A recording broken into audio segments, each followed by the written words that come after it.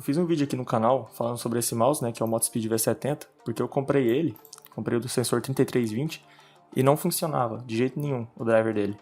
E eu consegui fazer funcionar e postei aqui no YouTube.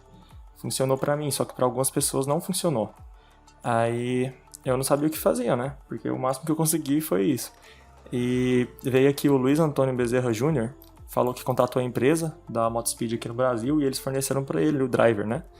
E ele passou aqui o link falando que podia usar, que funcionava e tal. E eu passei aqui pro M-Fused, que ele falou que também estava tendo problema. Eu peguei e passei pra ele, falei que o cara postou nos comentários, etc. E ele disse que funcionou. Então eu resolvi trazer aqui pra vocês, né. Eu vou deixar o link aí na descrição. Vocês vão precisar do WinRAR, né, pra poder descompactar. Vai vir aqui 3 arquivos. Deixa eu descompactar aqui pra mostrar. Então, é um TXT e 2 executáveis. O TXT é o tutorial, né, para vocês poderem instalar. Eu não instalei porque o meu tá funcionando, a solução que eu fiz, mas se não deu certo para você aquela, compensa tentar, né, porque pro M-Fused deu certo. Então, e também pro Luiz Antônio. Então você vem aqui, vou falar como é que instala, né, você vai instalar o firmware, que é esse aqui, ó, esse aqui de baixo.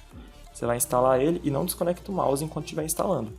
Depois que terminar a instalação, o mouse vai apagar todas as luzes. Você vai desconectar e conectar novamente o mouse no computador.